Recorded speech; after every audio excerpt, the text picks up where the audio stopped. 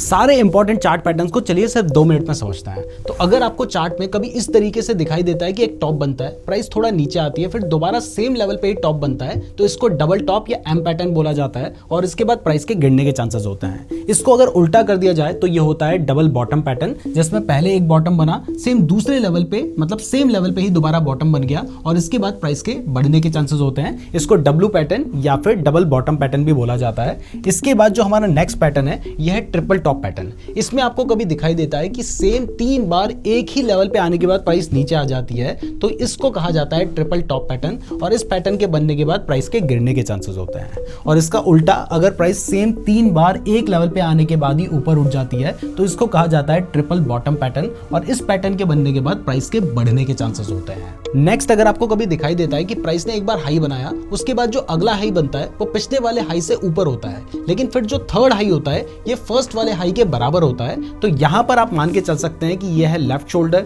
यह है right shoulder और यह है हेड, यानी बीच वाला जो हाई है ये दोनों हाई के ऊपर है, तो इसको हेड एंड शोल्डर पैटर्न कहा जाता है और इसके बाद प्राइस के गिरने के चांसेस होते हैं। इसी पैटर्न को उल्टा कर दिया जाए तो ये होता है inverse head and shoulder pattern और इसके बाद प्राइस के बढ़ने के चांसेस होते हैं। नेक्स्ट, अगर आपको कभी दिखाई देता है कि प्राइस ने अपना हाई बनाया, फिर प्राइस नीचे आई, फिर दोबारा से सेम लेवल पे हाई बनाया, लेकिन इस बार जो लो बनाया वो पिछले वाले लो से ऊपर था, फिर सेम लेवल पे हाई बनाया, लेकिन जो लो बनाया वो पिछले वाले लो से फिर ऊपर था। इस तरीके से अगर आपको कभी दिखाई देता है तो इसको कहा जाता है असेंडिंग ट्रायंगल पैटर्न और इस पैटर्न के बनने के बाद प्राइस के बढ़ने के चांसेस होते हैं, जिसमें आपको दिखाई दे रहा है ऊपर के जो हाई है वो ऑलमोस्ट बराबर है, लेकिन जो लो होता है वो पिछले वाले लो से ऊपर होता है। अब इसको उल्टा कर दिया जाए तो इसको कहते हैं डिसेंडिंग ट्रायंगल पैटर्न, जिसमें जितने भी लोज हैं वो तो बराबर हैं, लेकिन जो हाईज हैं वो आप देखेंगे कि पहले यहाँ पे हाई था, फिर जो हाई बनता है वो पिछले वाले हाई से नीचे होता है, फिर अगला जो हाई है वो पिछले वाले हाई से और नीचे होता है, तो ये डिसेंडिंग ट्रायंगल पैटर्न होता है और इसके बाद प्राइस के गिरने के चांसेस होते हैं। अब इसके अलावा भी बहुत सारे चार्ट पैटर्न्स हैं